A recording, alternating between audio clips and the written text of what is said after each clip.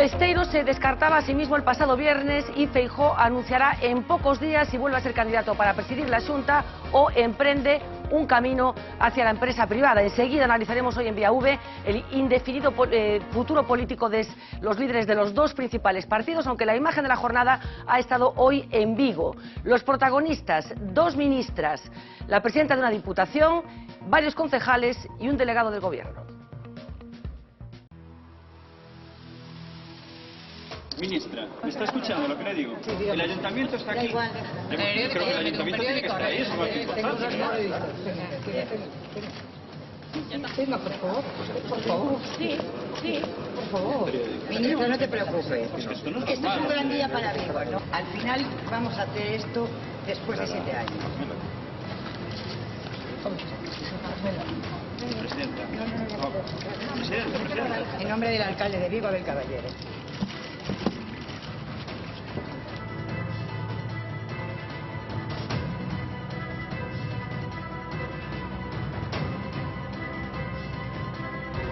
Bueno, hablaremos hoy de este incidente que se produce en la ciudad de Vigo y que denota que las relaciones entre políticos pues no pasan por su mejor momento, por lo menos en algunos territorios, aunque a pesar del parón institucional al que ya nos estamos acostumbrando, hay cosas que continúan funcionando. Por ejemplo, el Foro Económico de Galicia. Fernando González Laxe, moi boas noites.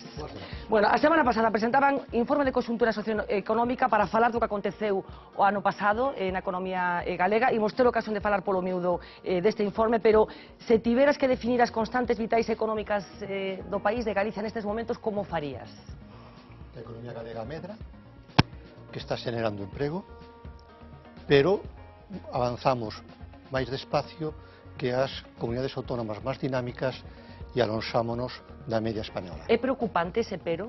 Ou É preocupante porque estamos na economía ascendendo, medrando, entrando nunha nova senda, e sería bo que ese crecemento fora moi sostible y que fuera más maduro. Bueno, vamos a tener ocasión, como decía, de comentar con detalle este informe. Lo vamos a comentar también con Julio Sequeiros. Muy buenas noches. Hola, buenas noches, Miguel Ángel Fernanda. Vázquez ahí, muy buenas noches. Jorge González Gurriarán, muy buenas noches. Muy buenas noches. Un informe al que asistía nuestra compañera Marta Carballo para quedarse con los titulares fundamentales de esta radiografía que periódicamente, como decía, se realiza desde esta institución, desde esta organización que nos tiene muy al tanto de todo lo que va pasando en la economía de nuestro país, de Galicia. Lo vamos a ver. La incertidumbre política se traslada a la economía. Difícil para los economistas responder a una pregunta. ¿Cómo va a ser el 2016? Es difícil, ¿no? Está claro, y yo creo que sí que esto hay que descartarlo, pues a hipótesis de recesión. A partir de ahí, proyecciones. La posibilidad de que el crecimiento siga un 3% en España, un 2,5% en Galicia. Nos acercamos, pero no llegamos. Va a ser difícil, muy difícil que Galicia adiante a media española, muy difícil. Pero a diferencia va a ser pequeña. ¿Cómo hemos llegado hasta aquí? Es de algunas luces y de algunas sombras. Luces porque en 2015 hemos crecido un 2,1%, aunque menos que el 3,2% de España. Seguimos sin converger. ¿Cómo hemos crecido? Ha mejorado la demanda interna, el consumo y las inversiones, pero mostramos más debilidad en las exportaciones. No hay nuevos mercados. Galicia exporta a la Unión Europea y no a países emergentes. ¿Hemos aprendido algo? No demasiado. Durante 2015 todos los sectores han tenido un comportamiento positivo, pero destacan dos: la industria manufacturera y la construcción. Vuelve a niveles de antes de la crisis. ¿Hemos cambiado el modelo productivo? La respuesta es no. Es decir, no hemos aprovechado este periodo para cambiarlo. ¿Somos atractivos a los inversores? Es una de las grandes sombras. Perdemos empresas de forma alarmante. Salen más de las que llegan. Se buscan otras comunidades y el norte de Portugal, suelo más barato, salarios más bajos y mejores precios en la energía. El gobierno de la Xunta ha rebajado el precio del metro cuadrado de los polígonos industriales, pero todavía no es suficiente. Tiene que seguir avanzando en la rebaja de lo que es el precio de la energía. Potenciar o nacemento de nuevas empresas. ¿Se ha recuperado el mercado laboral? El saldo es positivo, mejora la ocupación y cae el desempleo, sobre todo entre los parados de larga duración. Aumenta la temporalidad y continúa la sangría demográfica. Perdemos población activa. Entre o ano 2008 e 2013 diminuiu en 90.000. Todo isto nos leva a un descenso no ano 2015 da poboación activa dun 1%. ¿Cuáles son los nuevos retos? Toca prepararse para el futuro, para el auge del comercio online, para las nuevas formas de consumo. Si hay una multicopista, una fotocopiadora que te lo hace en 3D, no le puedes encargar un coche personalizado. Podrán hacer mi configuración física, mis movimientos de manos, de cabeza, y entonces me harán un coche, un asiento a mi medida y por lo tanto un coche en función de mi utilidad. Tomamos nota, hacer una Galicia 2050. Porque esa es la advertencia, hay que pensar a largo plazo. Bueno, es así, tenemos que estar tan pendentes de lo que vaya a acontecer, por ejemplo, casi impresoras 3D, como se narraba en esa rueda de prensa, señor Rachi. Es importante, es un gran descubrimiento tecnológico y sin duda alguna algunos países lo están aplicando para poder hacer las cosas. Revolución, ¿podemos estar hablando de revolución? Sí, con eso sí, yo creo que sí. Bueno, vamos a empezar a falar pero un no pouco solamente eso. Polo global, digamos. Sí. A pasada semana o Banco Central Europeo decidía poner tipo de interés cero para o diñeiro. Hai quen considera que isto é un indicio de que hai moita preocupación no BCE en relación ca economía europea. Da posibilidade dunha posible nova recesión. Pregúntalle a González Laxe, No. ¿pronostica ese escenario? No. Baixar os tipos de interés, é dicir, o diñeiro máis barato, significa que se quere estimular a demanda. Se quere que o diñeiro veña dos bancos nacionales, dos bancos privados, cara a los fogares, para que estes consuman. Por qué? Porque hai moito diñeiro no mundo, pero o diñeiro está acaparado en moi pocas mans. O importante é que fluya. En economía es importante ese ciclo circular del dinero, por tanto tiene que fluir.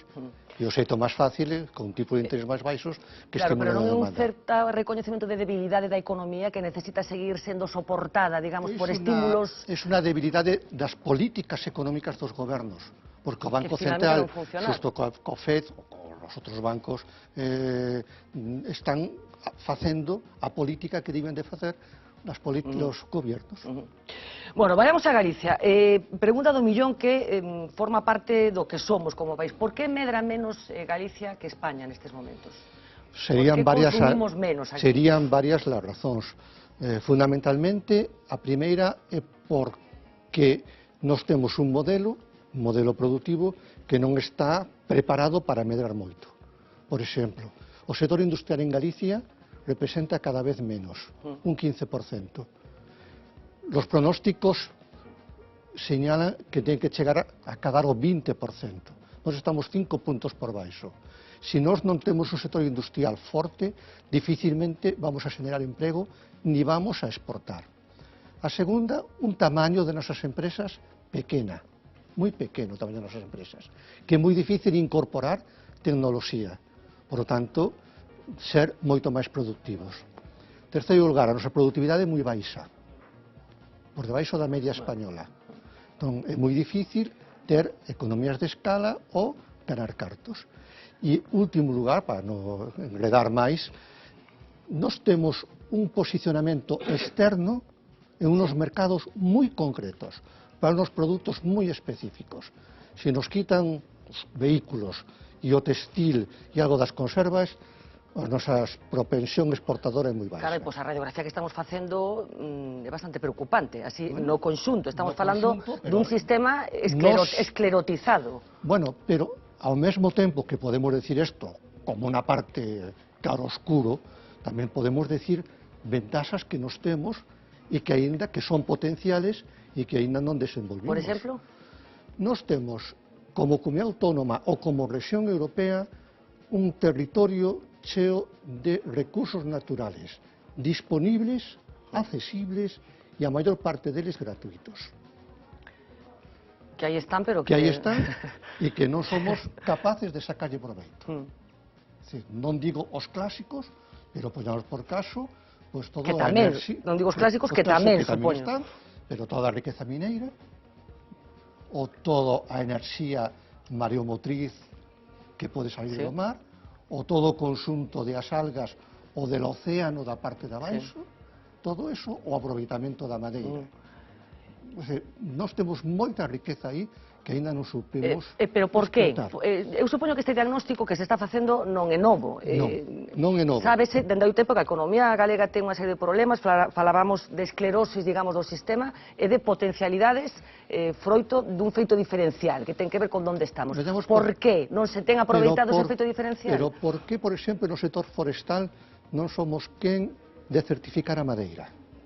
Ou non somos quen de que a madeira se transporte en Galicia por camións que teñen a mesma capacidade que os portugueses e os franceses. Os nosos son máis pequenos, por a legislación española. Ou porque non somos capaces de potenciar que a construción de vivendas ou de edificios en Galicia teña un componente de madeira. Ou porque non somos capaces de poñer alimentos baseados no leite que teñan maior valor engadido. Yogures e outros produtos. A pregunta fago ya, por qué? Cecais porque ou ben os empresarios non atoparon esas investigacións, esas pescudas no mundo da universidade, ou porque os gobernos galegos non foron quen de aplicar ou de dirixir as medidas e as accións de política económica potenciando esas liñas de traballo. Eso fixo outras comunidades autónomas, por exemplo, o País Vasco, que apostou sempre por a industria. Nos imos cambiando cada ano, cada 2 anos, con un programa de estrategia internacional que dirixe o IGAPE, pero cada ano cambia os seus objetivos. E aquí o importante é a constancia. Ben definido o diagnóstico e constancia. Que sucederá? Escoito vos enseguida, pero que sucedería ou que sucederá, que lle sucederá á economía galega se non se muda ese sistema, se se sigue optando por un modelo productivo que non ten que ver moito con nós, sino con outros territorios? Pois se non se muda, formaremos parte do grupo de rexións europeas que se chaman atrasadas, que se chaman periféricas e que dan fora desa inserción internacional. Non vamos participar en eso.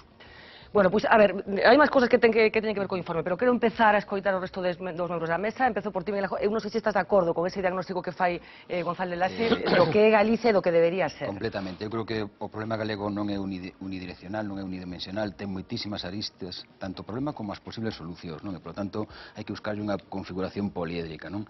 Pero, de alguna maneira, ligado ao que dicía Fernando, é dicir, en parte eu detecto un aspecto casi cultural, unha falta de iniciativa emprendedora, de asunción de riscos, de valorar asumir determinadas iniciativas. Logo temos un sector público que eu creo que ten que repensar que é o que quere facer e ten que empezar a tomar decisións priorizando o que é importante, non? Entón, hai moitísimos aspectos en donde, bueno, vamos deixando que vayan pasando pouco a pouco, que vayan evolucionando pouco a pouco e estamos languidecendo. Vamos a ser unha rexión atrasada, como dice Fernando, non? E aparte eu creo que estamos nun momento clave dunha encrucijada importante, porque un dos problemas que ten a economía galega é xa non o envellecemento e a perda de poboación, sino a perda de poboación activa. E iso o que pode estar hipotecando é o futuro deste país para os próximos anos. Claro, é unha especie de pescadilla que se morde a cola. Se non xeramos actividade económica, ao final non asentamos a poboación, e estamos de alguna maneira exportando, que ese termo non me gusta desde o punto de vista de capital humano, pero estamos sacando de Galicia un capital humano que podría empezar a facer todo eso que decía Fernando, que temos que ir facendo sector a sector. Por que aconteceu isto? Algo yo preguntaba a Fernando González Laxe, dá a sensación de que temos un país moi rico, pero que ninguén foi quen, polo menos nestes anos de autogoberno, de exprimir ou de singularizar. Quen tivo a culpa? De onde proceden? Eu creo que a culpa temos todos, tampouco hai que focalizar, non? Pero de todas formas, a nosa forma de ver as cousas, dicir, por exemplo, o sector agrario, eu creo que hai que facer unha reestructuración importante, coste o que coste, e inda que ao principio costará sudor e desgraciadamente votos, que iso é porque a veces non se fan as cousas neste país, non? Pero se non estamos estragando unha serie de recursos que metemos nese sector, o sector lácteo, e ao final, o sector agrario en xeral, pero o lácteo en particular, e ao final acabará languidecendo sin chegar a despuntar e poder ofrecer o valor engadido que temos, ou poder xerar o valor engadido que temos que tratar de sumar a eses produtos do sector agrario ou de calquer outro dos recursos naturais que ten Galicia. Sí, pero nestes casos as administracións, a Xunta de Galicia especificamente, non ten unha obriga de funcionar un pouco como motor de cambio. Pregunto a Fernando, despois pregunto aos demais. A Xunta ten esa responsabilidade de poñer en marcha accións e programas. Fixo ao longo da historia, sí. Foron acertados? Pois, en función dos resultados que temos hoxe, a resposta ten que ser que non. Dito de outra forma, nós temos o concepto de marca país. Si un coche, se perdese un coche alemán, diz robusto, si non sei que é xaponés e outro, nós temos que ter unha imaxe de marca. Tivémola, sí tivémola. Cando foi a moda, cando foi a xollería, cando foi os muebles, nós tivemos aí, cando foi o naval, nós tivemos, cando foi a pesca, nós tivemos unha imaxe de marca que ainda mantemos en moitos sectores. Ahora temos que ter unha imaxe de marca, primeiro, ten que ser industrial e, segundo lugar, de servicios. Por exemplo, non podemos poñer unha imaxe de marca de que aquí en Galicia é onde a efectividade dos trasplantes somos os números 1 de España. Non podemos decir agora que aquí a nosa sanidade pública é das millores que hai en España, pois poñamos eso. O lugar onde temos a un Ángel Carracedo, por exemplo, tamén. Temos moita xente, moitos institutos, moitos centros públicos, sobre todo público, punteiros. Esa é a nosa imaxe de marca, defendámola. Eu decía, cambiou moito a percepción que tiña na Xunta de Galicia cando Fernando González era presidente, que idea de país había entón, era sustancialmente distinta a que hai agora. Sí, completamente distinta. Antes estábamos peleando polos fondos europeos, que foron a base de todas as infraestructuras posteriores que ten Galicia. Ese era o noso concepto, porque estábamos no ano 88-90. Pero a partir de aí, aqueles sectores que estaban ben unidos, tipo xollería, tipo moda, esos saíron adiante. E tamén había outros tipos de construcción naval que había. E a pesca funcionaba ben e era o lanzamento da acuicultura. Moi ben, xa tiñamos aquela unos sectores e unhas actividades punteiras. Non tiñamos daquela universidade. Ora hai universidade, hai centros de investigación, moito diñeiro en I+D+I+E, poñéndola como educación grande. Bueno, aproveitemos eso. Será consciente entón dese feito diferencial do que falamos antes? Sí, era consciente porque daquela en Europa había 4 rexións que dominaban a Europa. Baden-Württemberg, Lombardía, Rhône-Alpes, capital Lyon e Cataluña. As rexións punteiras de cada dos estados. E nós mirábamos sempre, hombre, con certa envexa, como esas rexións punteiras de cada país estaban chamadas os 4 motores do crecemento europeo. E nós queríamos ser como eles.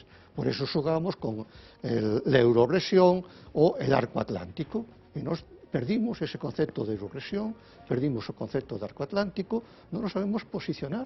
Non somos Galicia, somos marítimos. Y tenemos que convertir el océano Atlántico en el centro de la economía. El centro no es Berlín. Nos tenemos que decir que el centro es el Atlántico. Y nos tenemos ahí que xogar en esa ventaja xeográfica que temos. E a partir de aí, con recursos abondosos que dispoñamos, pues facer algo.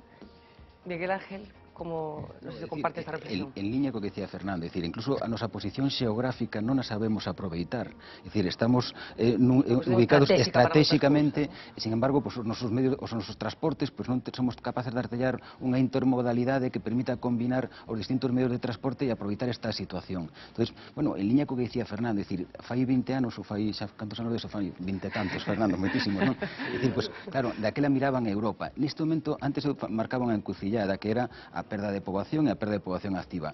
Estamos nun momento no que estamos tamén nunha situación complicada de cara a futuro, é dicir, que o grado de solidaridade que nos estamos recibindo ven de Europa, que vai a ir diminuindo, cal é lóxico, pero tamén incluso do resto do territorio español, do resto das rexións españolas, home, coa situación na que estamos neste momento vivindo, previsiblemente, e ojalá este equivocado, eso vai a ir diminuindo, co cal ou nos espabilamos para ser quen de poder manternos, non digo nos por nos mesmos nos próximos anos, pero polo menos con menos grado de dependencia, ou senón Galicia vai a entrar nunha senda de recesión, non?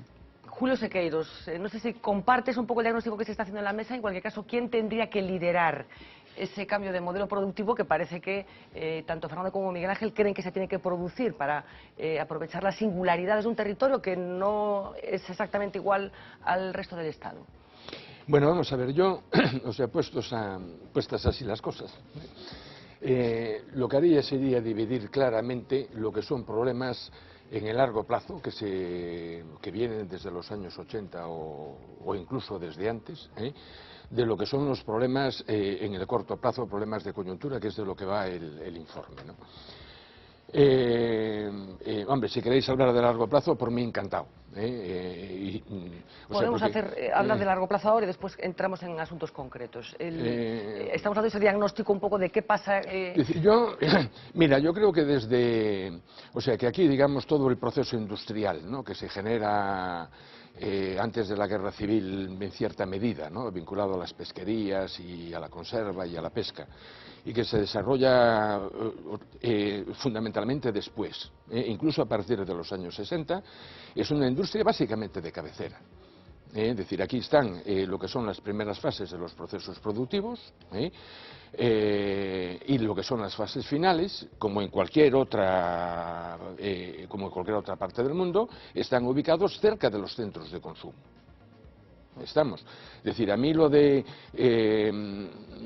eso es lo que hay básicamente, y después hay un impacto bastante negativo de la globalización sobre la economía gallega, en la medida en que lo que son las fases iniciales de los procesos productivos, o incluso lo que son procesos productivos enteros, lo están haciendo en otras partes del mundo a un coste mucho más barato. Pero tú observas esas singularidades de Galicia, que tiene Galicia y que no están aprovechadas, digamos. Las observaba mucho más antes que ahora. Es decir, yo creo que con el paso del tiempo la singularidad de la economía gallega se ha ido diluyendo, y que en el fondo, digamos, que hay una economía prácticamente igual que la que hay en cualquier otra zona, atrasada de Europa. ¿El por qué es esto? Pues mira, pues hay 50.000 cosas, ¿no?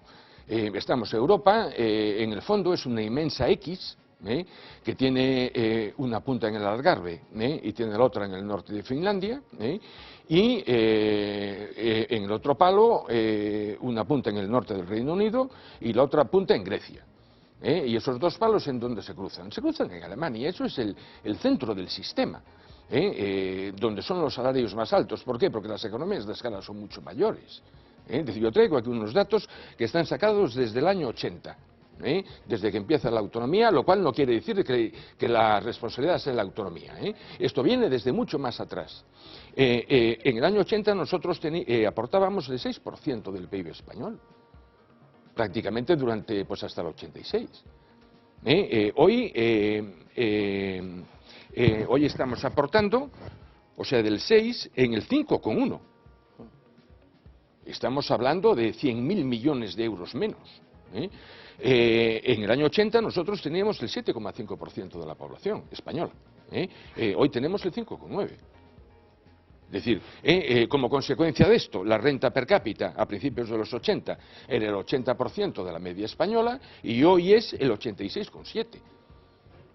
Es decir, y lamentablemente esto no viene desde el año, desde el año 80.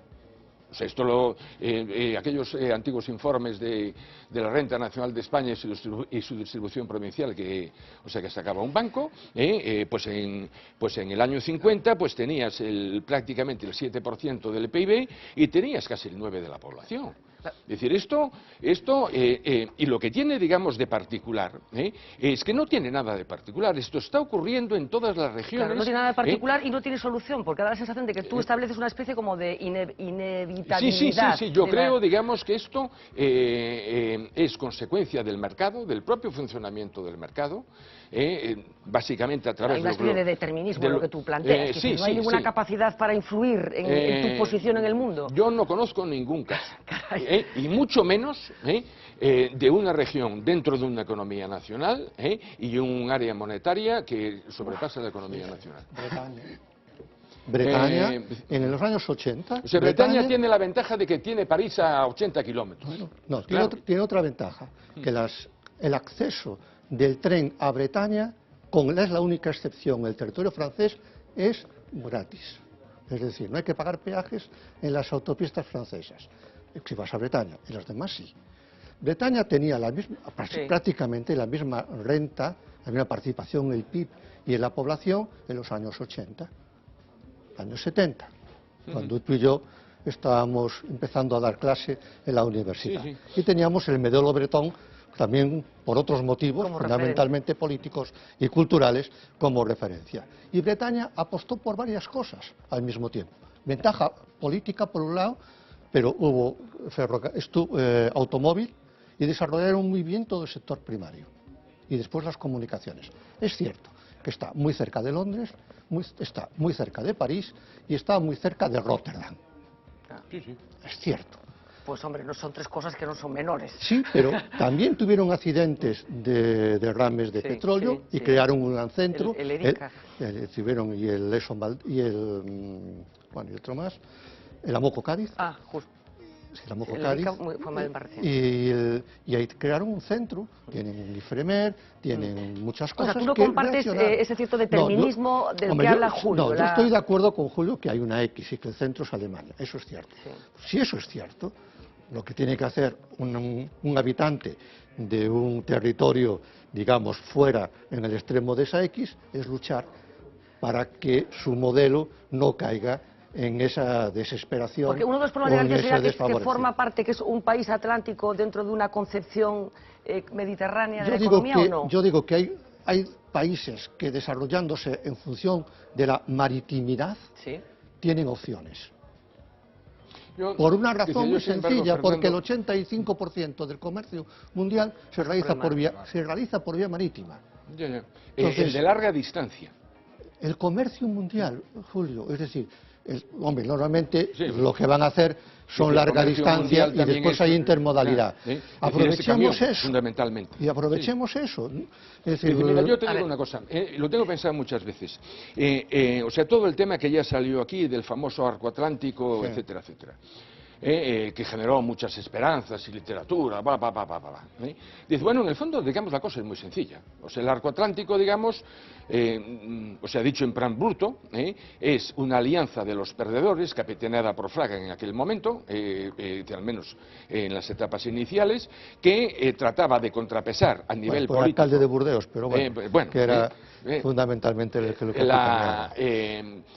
Para intentar, digamos, que no basculara demasiado lo que era el centro de gravedad de la Unión Europea hacia el este como consecuencia de la adhesión. Diciendo, bueno, es decir, mira, yo acabo, decían, no lo veo.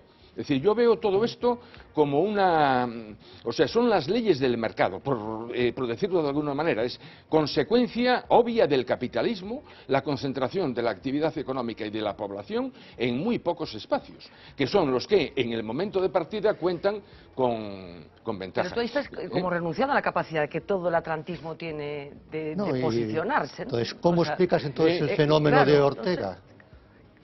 ¿Una excepcionalidad? Sí, una auténtica excepcionalidad. ¿Una excepcionalidad? A ver, Jorge Gurelán, que está muy callado, yo no sé cómo lo ves tú. Hay un ya sabes que soy muy obediente. Bueno, haces mal en ser obediente. Vamos determinismo que nos impide ser diferentes a los que somos y una cierta... Voy a tratar de añadir algo. En primer lugar, prácticamente todo lo que se ha dicho aquí es verdad. Lo que ocurre es que hay matices, ¿no? Pues si es verdad, es un poco triste en el futuro que nos espera. Sí, yo empezaría por decir lo siguiente. Hay una cuestión terminológica que yo desde hace unos 15 años vengo cambiando, y es el hablar de sector primario, sector industrial, construcción y sector terciario, ¿no? Yo eso ya no me lo creo. O sea, la visión que hay que tener de las actividades empresariales es transversal y vertical. ¿En qué sentido? Cuando hablamos, por ejemplo, del sector primario, pesca, agricultura, ganadería, etcétera, hay que ver desde el producto, el pez, por ejemplo, hasta la comercialización, no del pez, sino del producto cocinado, y ahí forman parte todos los elaborado. Y el gran problema es que esa unión en muchos casos falla. Y falla por dos problemas. Uno, falta de creatividad, por añadir algo, y otro, un problema de dimensión, que se ha citado aquí. Y la palabra clave es valor añadido bruto, o valor añadido sin más. ¿Por qué es la palabra clave? Hombre, antes tú preguntabas, bueno, y parece que quedamos ahí, ¿por qué no hay más transformación, etcétera, etcétera? Se ha puesto de manifiesto por los tres que me han precedido. Pues, en parte, por un problema de modelo derivado de nuestra propia cultura. O sea, hay un tema que es fundamental en un país, que es la localización, los recursos endógenos y las personas. Y en Galicia tenemos un problema de población no solamente pequeña, sino envejecida. Segundo, tenemos una localización buena para unas cosas, pero en general está descolocada. Excéntrica para otras. Claro, está descolocada de los órganos de decisión europeos. Y tercero, tenemos un tamaño empresarial, tenemos emprendedores, pero tenemos un tamaño empresarial que la generalidad no es suficientemente bueno. Y los políticos no juegan nada. Por otro lado, permíteme, por otro lado, cuando se habla de productividad, yo quiero ir un poco más lejos y hablar de competitividad. O sea, la productividad es una relación entre, normalmente se refiere a la mano de obra, no, ni mucho menos. La competitividad recoge la idea de productividad y recoge otras muchas ideas, por ejemplo, la innovación, la creatividad. Y la innovación y la creatividad es fruto fundamentalmente de dos cosas, de hábitos y sobre todo de educación, de formación. La universidad en general, yo la critico mucho a nivel global, la Universidad Española, y la Universidad Gallega aún no está madura, ni mucho menos, ni mucho menos. No hay unas titulaciones acordes con las necesidades reales del mercado, en absoluto. Hay una repetición enorme de titulaciones y hay una eficiencia muy discutible en el mundo universitario. Entonces, yo por cerrar esta primera intervención, también quisiera distinguir entre lo que es el factor humano y lo que es la administración pública. Sí. Tú decías antes muy bien que Galicia está así, y eso es culpa de todos. De la sociedad, de los emprendedores, de los trabajadores, de la administración pública. La administración pública tiene que limitarse fundamentalmente a administrar los recursos públicos que son de todos, y impulsar facilitadores y evitar obstáculos para el desarrollo. Evidentemente, el IGAPE podía hacer mucho más. Yo recuerdo un IGAPE muchísimo más activo. Yo recuerdo un IGAPE que reventaba el sistema. El IGAPE ha recibido un golpe enorme cuando fue el asunto del norte, ni el PUPAS lo defendió, y hoy el IGAPE está bastante dormido, y yo conozco el IGAPE. Segundo, la administración pública tiene que también poner las condiciones para el adecuado funcionamiento del sistema. Por ejemplo, las infraestructuras, los equipamientos públicos. Pero cuidado, no el disparate que se ha hecho aquí. Yo no comparto en absoluto el que haya 3 aeropuertos en Galicia. Yo no comparto en absoluto el que se haya hecho nuevas terminales. Yo no comparto en absoluto que se haga el puerto exterior de La Coruña. Sinceramente, como no comparto, es un problema de economías, claro, del sector público, de largo plazo. Y después entraremos en pormenores, pero sí decir una cosa. ¿Para qué, dirán muchos, para qué vamos a pensar, por ejemplo, en patés de salmón, si vendemos el salmón como churros? ¿Por qué voy a preocuparme de hacer un paté de sardina si las sardinas me las quitan de las manos? ¿Por qué voy a darle valor añadido a mi turismo con cultura, con salud, con balnearios, si realmente ya es todo muy bonito? No. Ha habido un problema cultural y formativo de falta de visión para incrementar el valor añadido. Y no nos olvidemos que la competitividad es la posición de una empresa percibida por el mercado.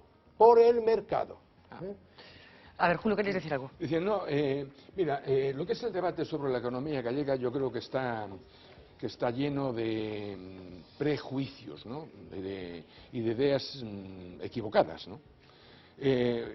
Una de ellas que se repite, pero además es una murga que a mí ya me aburre, ¿no? Que es la de tratar de completar aquí en Galicia los ciclos productivos desde el principio hasta el final y qué tal y qué cual. No, yo no digo eso. No, yo no estoy diciendo que lo hayas dicho tú. Yo digo integrarlos. Hablo de la idea, ¿no? Que en el fondo hay que decir las cosas claramente, es una idea que en última instancia genera una economía autárquica. Pero bueno, esa es otra cuestión. Diciendo, bueno, mira, vamos a ver, o sea, tú coges hoy lo que se llama hoy actualmente un sistema productivo, y prácticamente ningún país tiene desde lo que es la producción de un producto desde el principio hasta el final. Ocurre aquí con el textil confección moda, arrancamos del diseño hasta el final, pero la parte anterior no tenemos absolutamente nada. Ni la tendrás nunca. Los recursos ni la tendrás nunca. Ni la tendrás nunca. Holanda, Italia tampoco. Espera, un claro, sistema productivo medianamente integrado son fragmentos de sistemas productivos mucho más largos que están establecidos en un pero territorio. mezclando, Julio, esto que estás diciendo ahora con lo que dijiste antes y las cifras que tú mismo has puesto encima de la mesa de lo que representaba la economía gallega en los años 80 y lo que representa ahora, hablabais en esa rueda de prensa de la semana pasada del año 2050.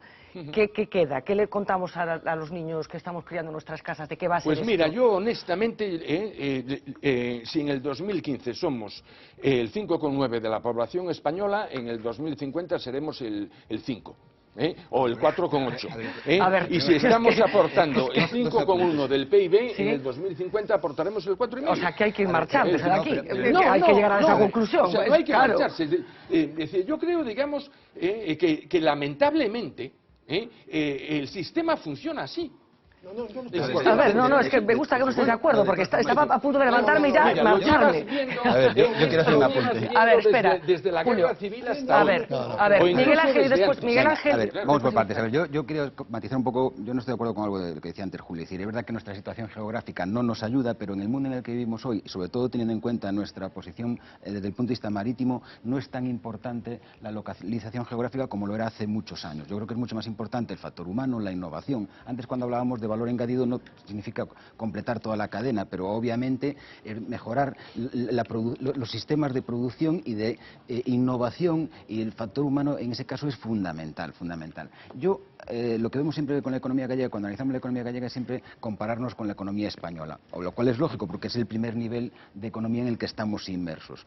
Pero a mí lo que me gustaría ver es el análisis de la economía gallega en la perspectiva del año 25, del año 50, si vemos nuestros problemas y en qué medida nuestros problemas en ese horizonte se van a ver agravados, desgraciadamente, porque mi problema no es que tengamos el 5%, que eso nos va a dar menos poder político dentro del Estado español. El problema es que a lo mejor tenemos un 30% que son pensionistas, porque en este momento ya tenemos el 24% de la población gallega que es pensionista, y eso obviamente incide en la demanda interna, lo dice el informe del foro, es decir, tenemos una demanda interna menor que la nacional, tanto lo que es pública como la privada. Si el 24% de nuestra población depende de las pensiones, que han subido un 0,25%, pues ya de entrada tenemos un lastre importante. ¿Por qué tú crees entonces que esa deriva en la que nos sitúa Julio Sequeiros no se va a concretar finalmente? Yo creo que esa deriva, si seguimos así, se va a materializar, es decir, tanto en lo que es el peso poblacional como la estructura de la población. Lo que tenemos que tomar es medidas para tratar de... ¿Qué te hace pensar que las cosas van a cambiar? No, Julio, yo no digo que las cosas vayan a cambiar. Lo que tenemos que hacer es intentar que cambien. Pero ¿qué indicios hay? Pero es pertinente también la pregunta de Julio. Si no hemos sido capaces de cambiarlos en los últimos 30 años, ¿por qué vamos a ser capaces de cambiarlo ahora? Pues ahí es donde todos tenemos que aportar ideas. Enormemente alarmantes. Es decir, a mí no me parece... En eso estoy de acuerdo contigo, pero el problema es cómo lo cambiamos, Julio. A ver, ¿qué signos? O sea, telegráficamente, signos alarmantes, sí, por favor. Signos muy alarmantes, ¿cómo? Ejemplo, decir, ¿cómo es posible que el empresariado gallego, si es que eso existe, ha dejado, por ejemplo, perder dos grandes instituciones financieras en Galicia, y no ha hecho absolutamente nada, o sea, fueron incapaces de poner 300 millones de euros encima de la mesa, que fue el primer plazo que hubo que pagar por una, y a lo mejor 600 millones encima de la mesa para quedarse con la otra. Diciendo, bueno, ejemplo, una de las cosas que va a cambiar completamente en los próximos 20 años es la relación entre Europa y Estados Unidos, con el famoso tratado, con el TTIP. Muy probablemente, ahí sí que nos pilla cerca. Pero resulta que tenemos prácticamente, supongo, con día y medio en barco, tenemos uno de los puertos más grandes del mundo. Y que probablemente el comercio que se va a desarrollar de forma absolutamente asombrosa.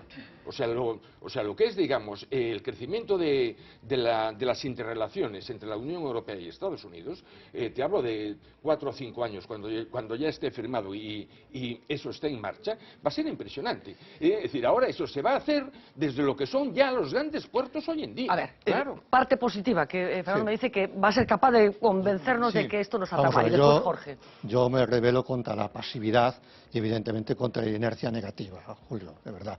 Es cierto que la economía es un juego difícil, duro, y a muerte, evidentemente, porque la economía es competencia, y en la competencia uno gana y uno pierde. Los desarrollos y los intercambios son desiguales.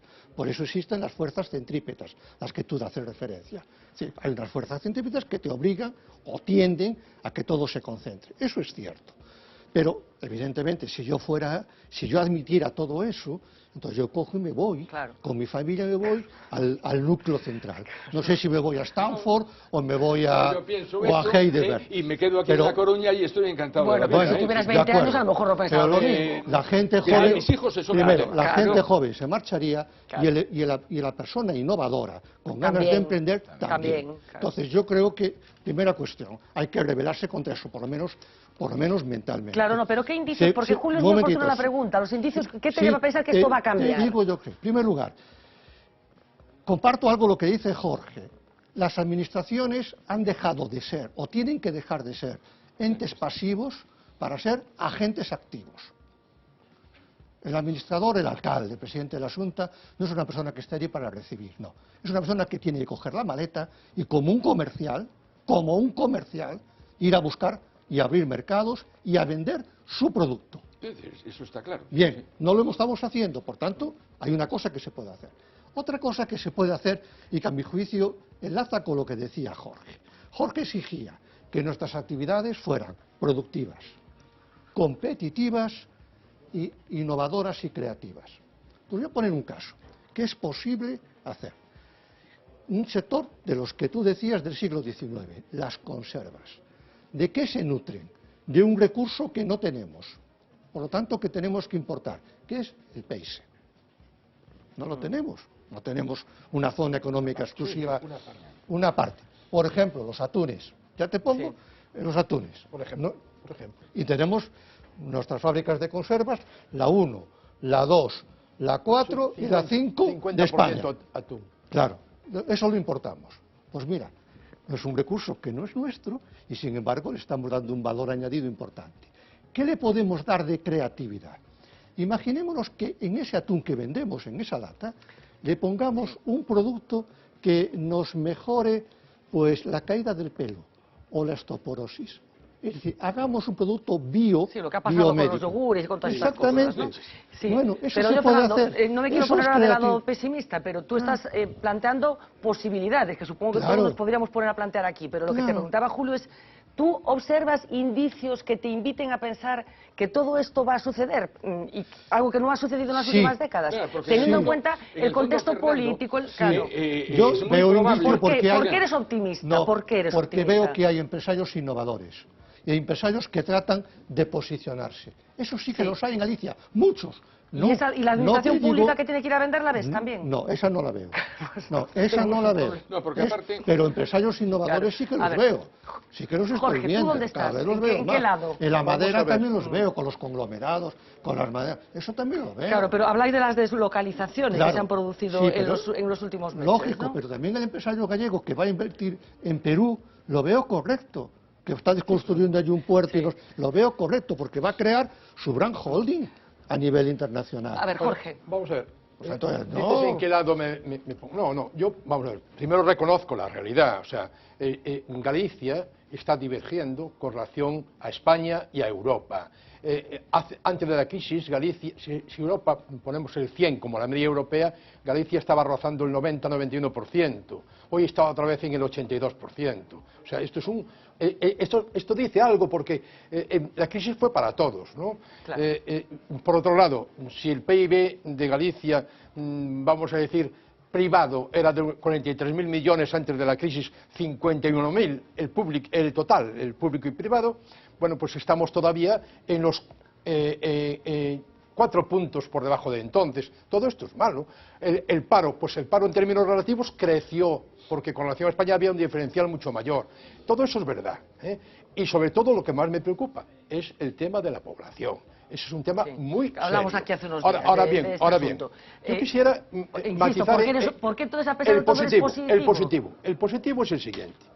Galicia y los gallegos, muchísimos gallegos fuera de Galicia y algunos dentro de Galicia, han sido enormemente innovadores.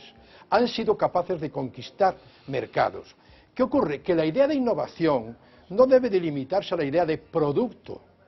La innovación es también proceso. Bueno, logística. No, claro, logística, diseño. La innovación es organización. La innovación es estrategia. La innovación es marketing, tanto de la administración como de los empresarios. Y entonces, ¿dónde está para mí el punto más importante? Yo creo que es que no nos estamos educando, ni se está educando a la gente joven en el emprendimiento.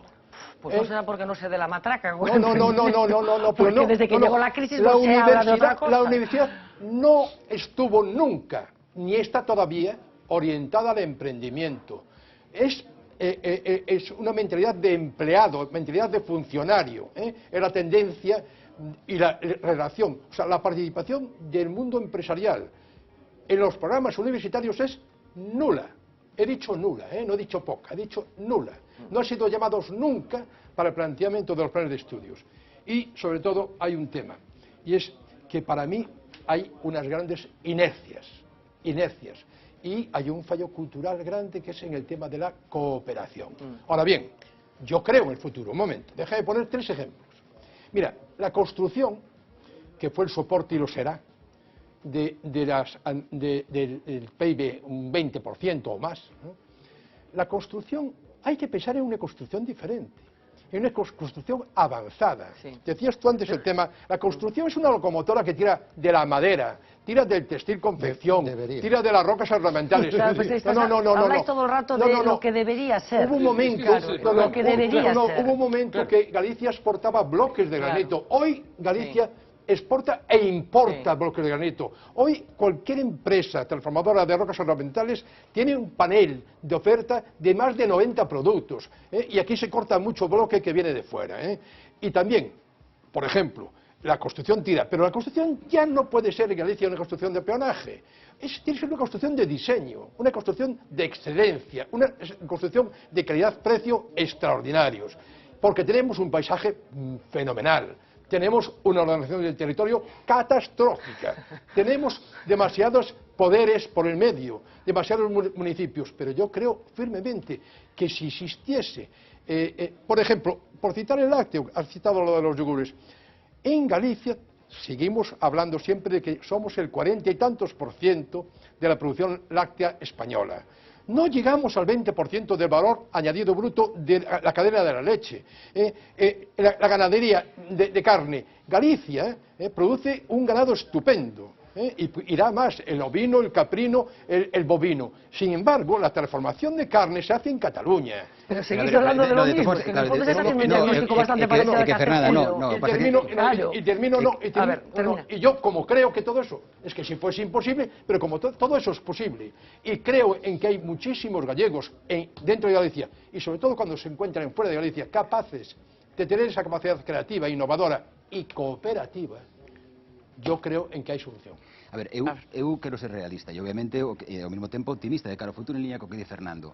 Estamos dicindo o que debería ser, creo que como economistas temos que dicir o que hai que facer para chegar a eso que debería ser. E eu creo que hai dúas cousas ou 3 liñas, porque obviamente, como decíamos antes, hai moitos aspectos a tocar. O primeiro, o capital humano. E aí, de novo, claro, temos que falar de administracións públicas, e as administracións públicas, o mismo que noutros moitos ámbitos, teñen que priorizar. En tema de formación, terán que priorizar recursos, formación, investigación, innovación e máis de. Claro, temos 3 universidades, o mellor o sistema universitario, estamos aquí, todos somos da universidade, galego non é eficiente. A administración pública aí ten que facer algo. En outros moitos ámbitos, a administración pública tamén terá que empezar a focalizar, porque é un impulsor importante. E, oye, aquí non estamos falando do que pasou en Galicia nos últimos anos, pero incluso a marxen das iniciativas, eu creo que bueno, pues fai falta unha reestructuración do conxunto da administración, pois ni sequera o gasto público, con eso de que o obxectivo era a consolidación fiscal, tamén o reflicten as cifras do foro. É dicir, o consumo público en Galicia é menor que no conxunto do Estado porque nos gusta facer os deberes, quedar ben diante de Madrid, e o mellor estamos nun momento importante en donde debíamos votar o resto. Consumo ou inversión? consumo público en xeral, consumo igual que inversión, gasto público en xeral. Gasto público o indicador é basicamente un punto de diferencia aproximadamente.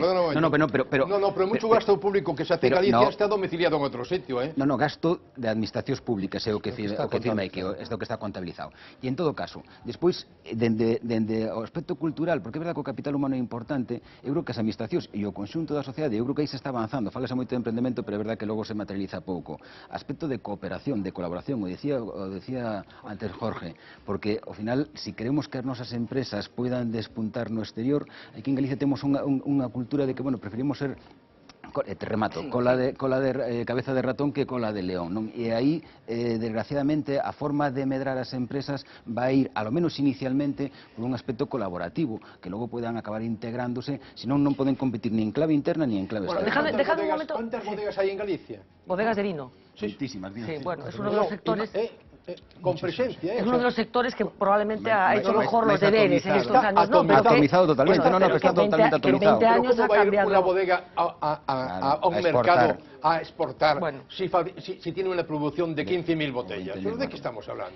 Bueno, dejadme un momento porque hablamos de un informe claro. No, es que estamos hablando todo el rato de potencialidades y no de posibilidades. Temos que centrarnos en que temos que facer para que sexa así ese mundo. A ver, dejadme porque queríamos salir un momento a la calle. Hablamos de un informe del Foro en el que se empiezan a hablar de cifras positivas después de unos cuantos informes en los que se trataba de diagnosticar las constantes vitales, no de un cadáver, pero prácticamente teniendo en cuenta cómo estaba la economía gallega, la economía española y la economía europea. Así que hemos salido a la calle, lo ha hecho nuestra compañera Mila Méndez, a la que enseguida vamos a ver por otro asunto, para hacer un pequeño experimento, casi en tiempo real, ir parándonos con la gente con la que nos encontrábamos para ver qué percepción tienen de su situación en estos momentos, de si han encontrado trabajo, de si las cosas van mejor, en fin, esa sensibilidad que también tiene que ver con la economía y que ha dado este resultado.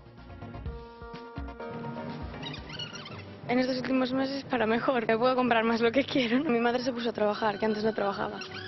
Sí, bueno, ahora mismo sí que estou traballando. Hace 6 meses no meu sector que é o textil, pois sí, está mellorando. Yo estoy jubilado, entonces bueno, no he notado variación importante de nada. Tenemos 4 hijos, entonces hay de todo, trabajando en el paro, sí. Yo creo que estamos igual.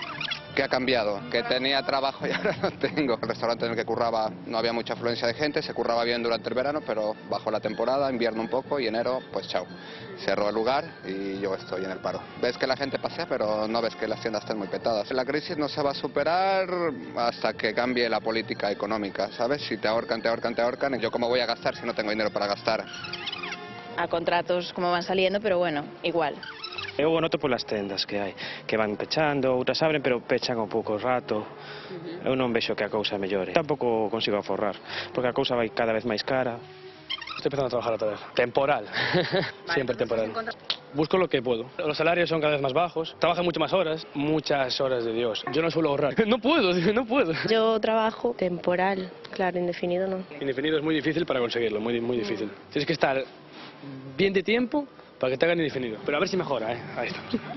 No, lo siento mucho. Yo sigo igual, con el mismo sueldo. Dentro de lo que cabe, tenemos una estabilidad económica bastante buena, entonces no hay queja. Yo tengo 2 trabajos. Bueno, cansado. Por las mañanas vas a uno, por las tardes vas a otro. Entre los dos, así podemos ahorrar un poco también. En mi entorno hay de todo. Hay gente que no trabaja, gente que sí que trabaja, que estudia. Este país é unha mafia, está para rematar todo, son autónomo. Me busca vida, me podía ir moito mellor como fallanos. Me paran unha obra ou dúas e se quedo, como de outro, en pelota picada. Aforrar non aforras nada, que vas a aforrar? Eu por lo menos non dou aforrado, currando como un cabrón. Exactamente igual la mía, igual. Estable. Camareras de noche las dos. Creo que la gente gasta más. Más dinero en copas, por ejemplo, que no es una cosa de necesidad básica. En tema beber, bien. La gente se echa al alcohol, no lo sé. No puede gastar en otras cosas, pues se divierte, sale en fiesta y es como lo que les queda en realidad. Con lo poco que ganan o que ganamos, yo 0, ni un duro. Gasto todo. No me da para tanto, para ahorrar no me llega. Los sueldos no han mejorado, al contrario, mal. La verdad es que para lo que trabajamos... Sí, yo lo veo mejor sin presidente. Si te digo la verdad, tampoco se nota que esté. Me parece un poco triste. Me volví del extranjero y encontré un trabajo. Tengo contrato de 6 meses y prorrogar si el jefe quiere. Que se pregunten a Aznar, ¿no? Yo creo que va igual. Sigo trabajando, sí. Indefinido, fijo. Optimista siempre, pero porque es una actitud ante la vida, pero no porque lo vea. Estable ahora mismo no se sabe. Llevamos así 5 años. Ahora están más con subcontratas y menos contratación directa de empresas. para peor, pues porque me quedé en el paro, llevaba 20 y pico años trabajando y ahora ya llega una edad en la que ya no te cogen en ningún lado. Entonces no ves futuro por ningún sitio. Los brotes verdes los verán los políticos, que eso sí, el día 20 se sentaron allí y todos están cobrando su sueldo y el resto nos fastidiamos. Yo sí tengo trabajo hace muchos años, estable y en buena situación de momento. No mejora porque no veo movimiento económico por ninguna parte. Lo que ves es que hay ingenieros y hay gente con muchísimas carreras y que están tirándose a cualquier tipo de trabajo cuando tenemos muchísima gente preparada que la deberíamos utilizar para lo que estudia. Vamos, digo yo, ¿eh? Bueno, yo no sé cómo lo veis. Vamos, tenemos 3 minutos nada más para acabar esta parte del programa, pero hay una cierta sensación de desolación. Como decía, la gente que nos encontramos, como vemos, la edad media era gente joven y una sensación como de precariedad. Para corroborar un poquinho esas cifras, Fernanda, é dicir, nos colexios de economistas facemos un barómetro que enquisamos aos 5.500 profesionais que se dedican en Galicia a economía e que están colexiados en algún dos 4 colexios. E acabamos de presentar a semana pasada o barómetro correspondente a final de ano, principio deste ano 2016, e basicamente un pouco as conclusións deses espectadores privilexiados, porque estamos falando de xente que está, bueno, pues, o asesorando en contacto directo co que é a realidade económica. E é que, bueno, pues, máis da mitade o ven igual e está, sobre todo, cambiando a tendencia respecto de fai 6 meses, incluso que se está temperando o crecemento. Sobre todo, claro, que estamos falando, insisto, esta quizá foi feita na cidade da Coruña, bueno, que é unha das dúas grandes cidades do país. O informe Ardando, que falábamos outro día, indicou hai uns anos que o polo económico subiu cara ao norte. Quero dicir, aquí está Inditex e todo. E esta sensación que ten a xente, cando lles preguntas pola rúa, insisto, xente nova, e a sensación que dá é que aquí temos algún que outro problema de vitalidade económica e de vitalidade social, non sei como vedes, non?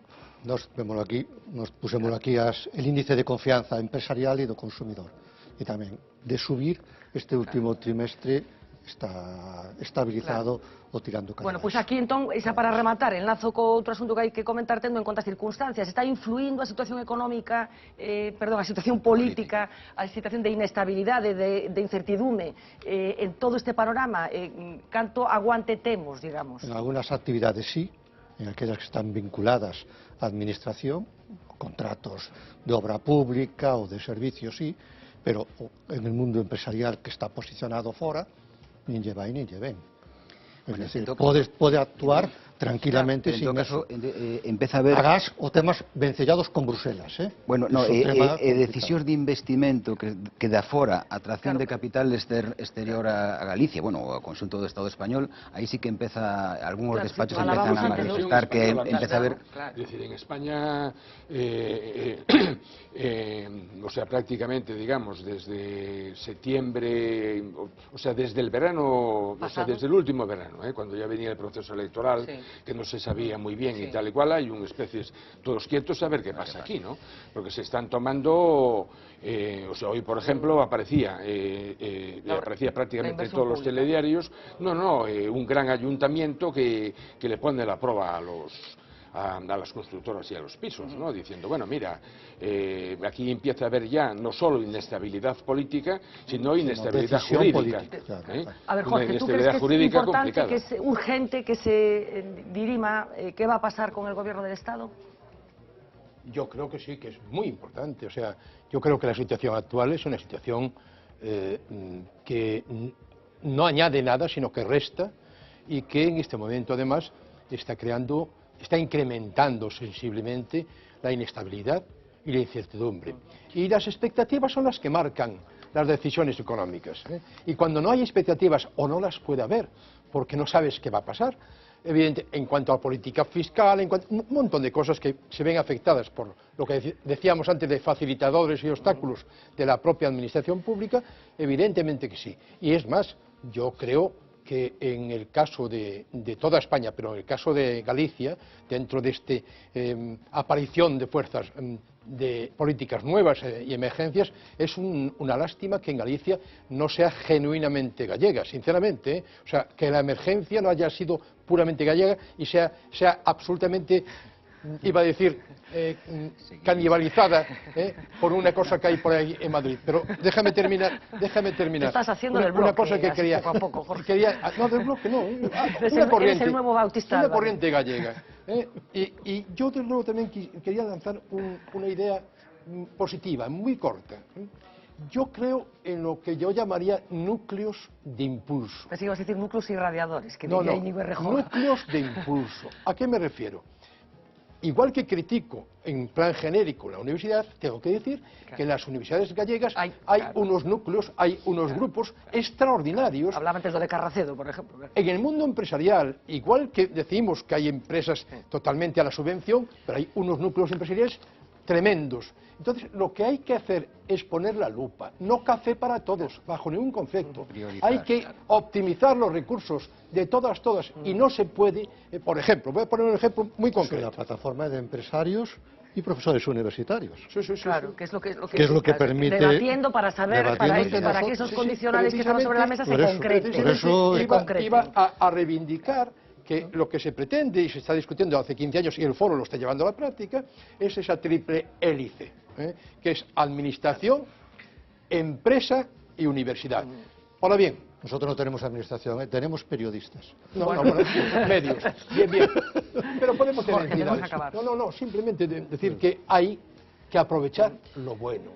Y no se puede dar café. Y te iba a poner un ejemplo. Mira, automoción, hablamos el otro día, automoción, por ejemplo, ha creado un tejido que ahora es autónomo, no depende solamente de la matriz. Sí. Bien, y se ha hecho internacional y se ha globalizado. Bien, Naval, por ejemplo, que es un muerto que lleva muriendo 40 años, de los cuales 30 yo los he vivido personalmente, es muy importante. Pero si no hacen absolutamente nada por incrementar el valor añadido en Galicia, y igual que la automoción creo un tejido de equipamiento que la rodea, el Naval no hay absolutamente ningún elemento en Galicia. Fernando González Laxe no puede dejar, tenía que hacerte esta última pregunta, que es la situación de José Ramón Gómez Besteiro, el secretario general del PSDG. No está, pero esta pregunta no te voy a interrogar mucho sobre el particular. Hoy te convocamos efectivamente por este informe, pero te tengo que hacer la pregunta. ¿Qué crees, qué te parece la situación en la que se encuentra y esa decisión de no presentarse? ¿Tendría que haber renunciado también a la Secretaría General?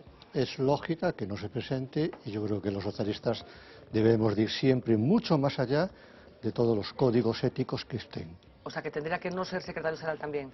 Nosotros tenemos que ir mucho más allá de todo lo que esté escrito o lo que la gente quiera. Debe dejar la secretaría. Hombre, sí, lo que estoy diciendo es que nosotros tenemos que dar más ejemplo que los demás, porque la gente nos exige más a nosotros que a los demás. A buenos entendedores, que decía el refrán.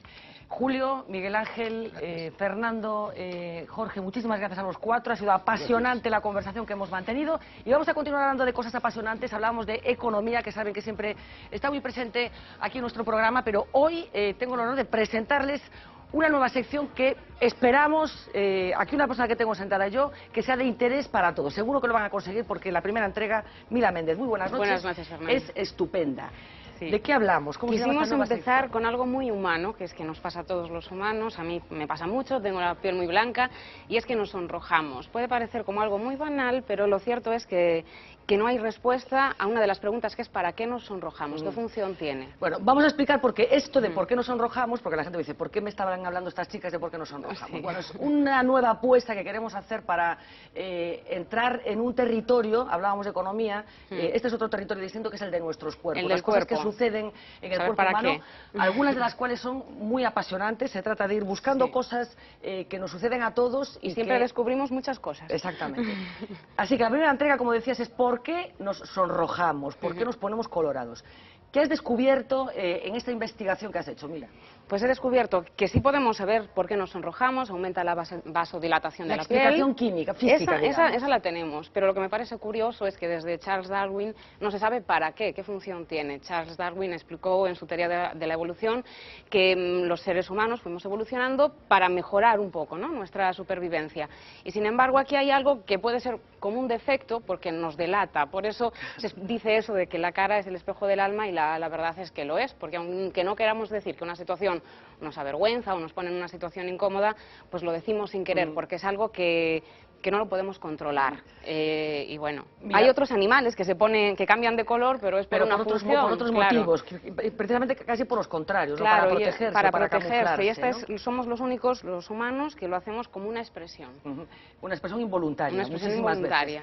Si te parece, Mila, vamos a ver este primer Historias del Cuerpo y a la vuelta lo comentamos porque seguro que les va a parecer interesantísimo todo lo que Mila descubre, siempre acudiendo a científicos y a gente que nos va a explicar muy bien por qué suceden determinadas cosas en nuestros organismos.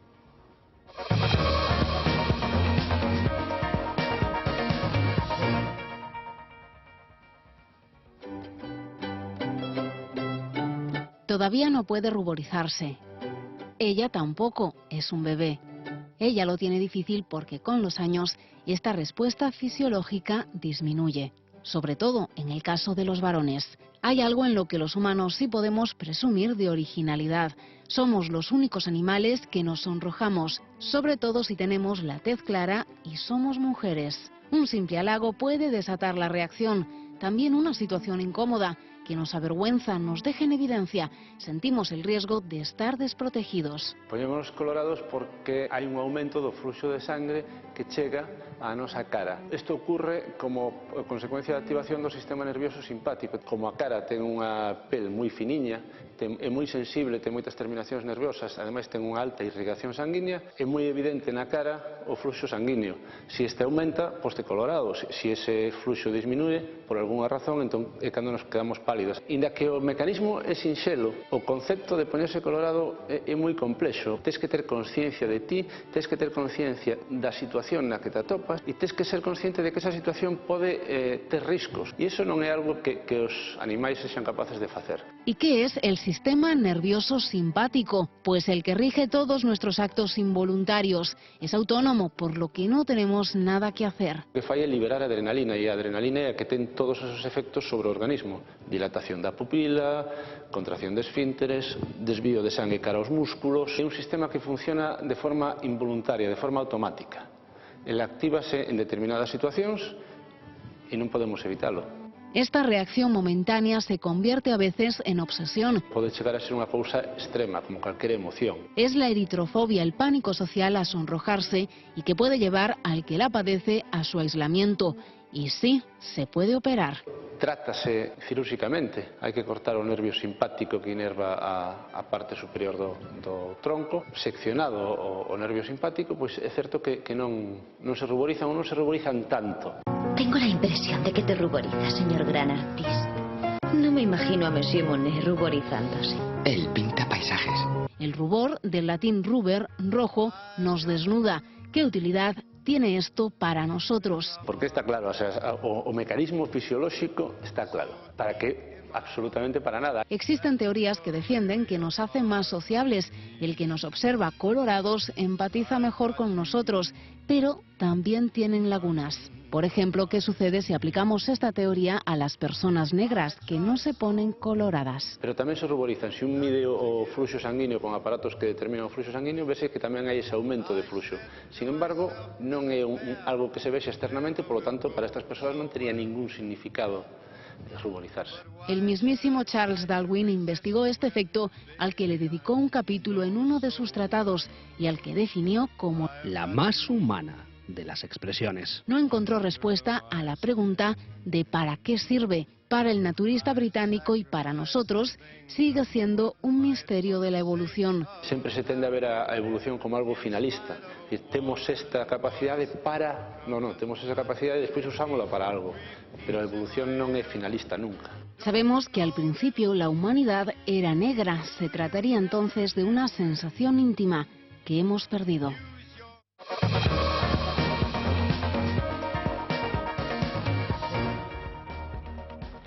Bueno, interesantísima historia, Mila, estupendamente contada, con esos gráficos maravillosos que nos van a ayudar cada semana o cada 15 días a entrar en estas historias del cuerpo.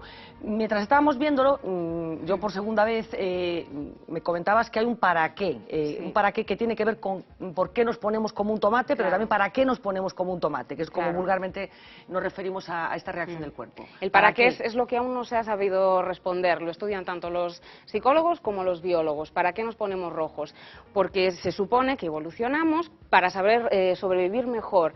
Y se creó una teoría, que es la teoría de los primatólogos ya en los años 80, del cerebro maquiavélico, que ya vieron que los primates empezaban a mentir y lo hacían para sobrevivir mejor. Sin embargo, al ruborizarnos, ¿qué pasa? No queda de manifiesto mentir, nuestra mentira, claro. ¿no? Y entonces hubo otra teoría de un psicólogo holandés, de Walsh, psicólogo y biólogo, perdón, y dice que es porque somos honestos. Entonces, es una demostración de que el ser humano es honesto y así quiere empatizar Es con el resto honesto del grupo. involuntariamente, muchas veces. Involuntariamente. Es como a pesar de que su mente Claro. intenta mentir, finalmente la reacción de su organismo es para que quede en evidencia que está mintiendo. Lo que pasa es que incluso esta teoría tiene un pero, por eso que no hay ninguna definitiva, que es lo que decía Castor Rivadulla, por ejemplo, que le pasa a las personas negras. Ellos no quieren empatizar porque, aunque sí aumenta su vasodilatación en la cara, no se percibe el rubor. Como te pasa a ti, que seguro que se te nota mucho. Claro, a mí se me nota mucho. Mucha más blanquita que yo. Pues Mila, de verdad, apasionante historia. Seguro que vamos a tener ocasión de seguir conociendo cosas que nos suceden en nuestro organismo, igual de apasionantes, un auténtico viaje, en esta ocasión para saber por qué nos ponemos colorados. Algunos deberían ponerse un poco más colorados de lo que se pone, teniendo en cuenta la que está cayendo. Muchísimas gracias. Muy bien. Vamos a una pausa publicitaria, enseguida volvemos con cosas que han sucedido, como decía, para que algunos se pusieran algo más colorados. Nos iría mejor, seguramente.